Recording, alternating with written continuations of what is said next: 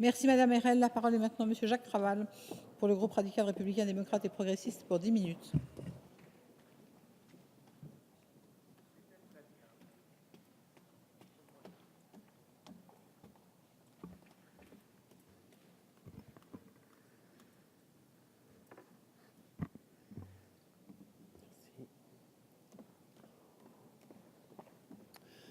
Madame la présidente, monsieur le ministre, mes chers collègues, nous débattons aujourd'hui sur l'impact de la modernisation numérique de l'État, suite au rapport d'information de nos deux collègues que je salue, Corinne Herrel et puis Michel Piron, mais qui fait suite à l'adoption par le Parlement européen du règlement général sur la protection des données du 14 avril dernier. Le gouvernement, en matière numérique, a souhaité s'engager dans la voie de l'innovation. Il veut encourager l'ouverture des données, renforcer la protection des personnes et favoriser l'accès au numérique. Un ensemble de 3 textes sur l'open data nous ont été proposés. Ces 3 textes doivent permettre une réutilisation automatisée des données publiques et renforcer les droits des utilisateurs. Ce renforcement des règles a pour objet d'encadrer le numérique. C'est une bonne chose. Mais ce renforcement est accompagné aussi d'une volonté de dématérialisation des informations publiques produites, collectées ou encore diffusées par les différentes administrations. Cette dématérialisation a fait l'objet de propositions de loi organique et de loi ordinaire portant sur le fait de la dématérialisation, par exemple, du journal officiel de la République française, adopté le 9 décembre 2015 par l'Assemblée nationale. Jusqu'alors, la majorité des publications officielles étaient faites sous format papier et numérique.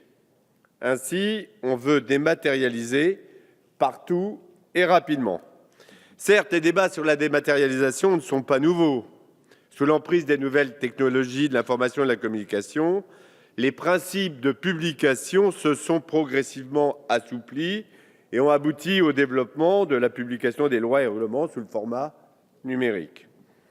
Ce développement pousse ainsi à la publication de certains actes administratifs sous le seul format numérique. Certains prônent même la dématérialisation complète de l'ensemble des publications officielles. Le seul argument pour justifier cette dématérialisation est d'ordre économique. Il faut dématérialiser pour faire des économies et rationaliser les dépenses publiques, simplifier certes les démarches et améliorer la rentabilité des publications officielles.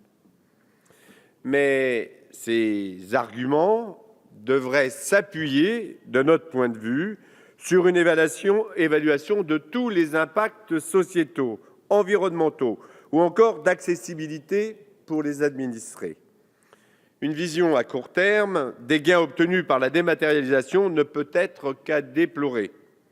Il manque une vraie étude préalable pour analyser les coûts générés par le passage au tout numérique.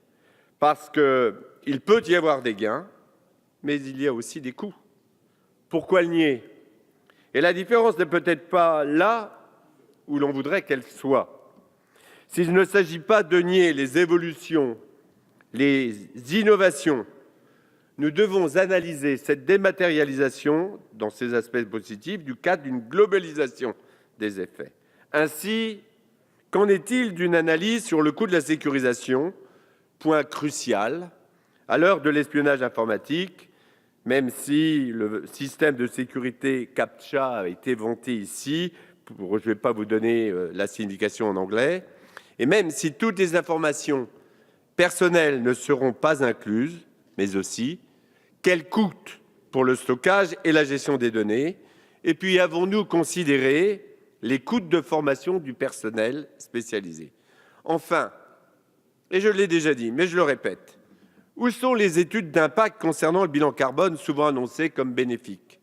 Par exemple, la dématérialisation du journal officiel devrait nous faire économiser 660 tonnes de CO2. Mais comment est évalué ce bilan? Je veux rappeler ici que les coûts induits par le passage du papier au numérique n'ont pas été évoqués par les rapporteurs à l'occasion de l'examen de ces textes. S'il ne s'agit pas de nier, et je veux le dire encore, certains avantages du numérique, néanmoins, Arrêtons d'incriminer encore et toujours le format papier. Le papier recyclé a 7 vies, la pâte à papier nouvelle est issue de la forêt durable. Qu'en est-il des produits informatiques? Un mail accompagné d'une pièce jointe équivaut à une dépense de 25 watts par heure, selon l'Agence de l'environnement et de la maîtrise de l'énergie.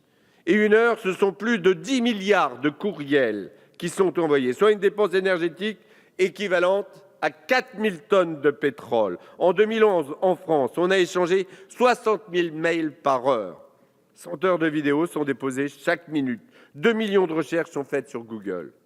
N'oublions pas que l'empreinte annuelle, au niveau mondial, serait de 1037 TWh d'énergie, soit 40 centrales nucléaires ou 140 millions de Français pendant une heure.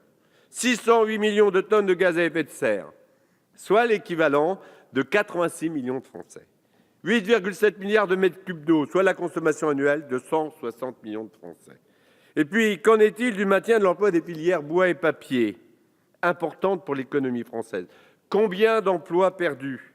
Enfin, permettez-moi de rappeler ici que le préalable à la modernisation numérique de l'État, c'est précisément s'assurer que l'accès au numérique est effectif pour tous. Ça a été dit précédemment.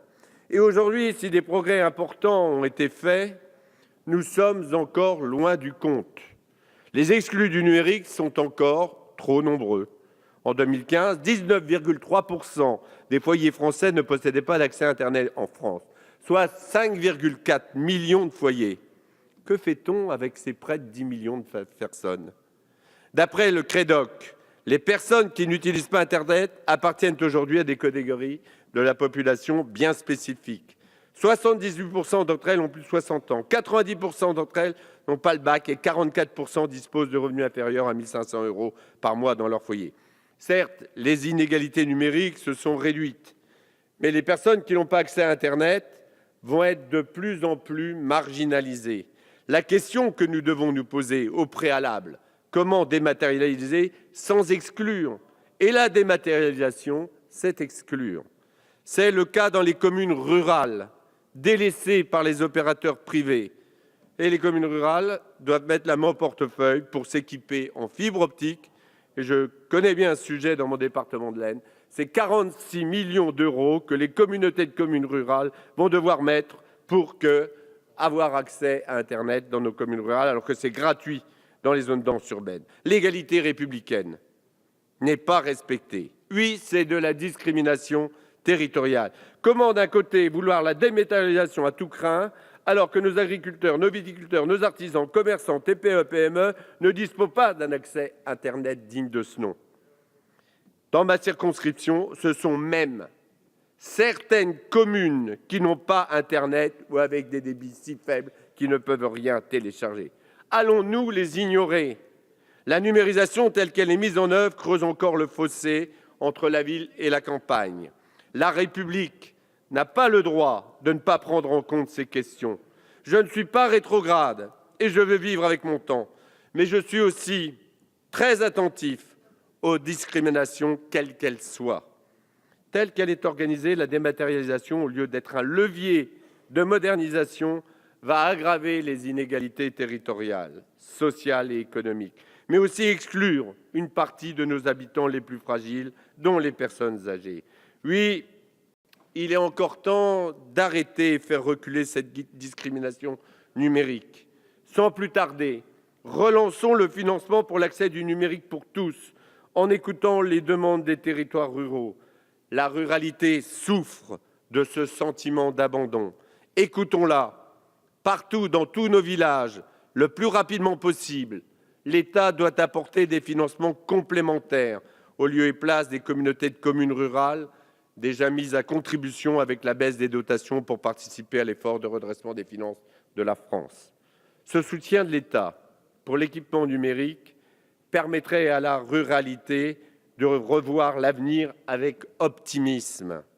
Et puis, Monsieur le ministre, ce sera un signe fort avant les échéances de 2017 qui risquent d'être difficiles pour la République. Alors, pour que les habitants de notre ruralité retrouvent confiance, arrêtons, pardonnez-moi cette expression, de mettre la charrue avant les bœufs et mettons tout en œuvre pour que le numérique soit accessible à tous. Et puis, comme l'écrivait Jean de La Fontaine, né à Château-Thierry, dans la fable Le Héron, on hasarde de perdre en voulant trop gagner. Oui aux objectifs d'économie, mais nous devons être vigilants de ne pas perdre nos concitoyens sur le chemin de cette dématérialisation. Merci. Merci, Monsieur Krabal.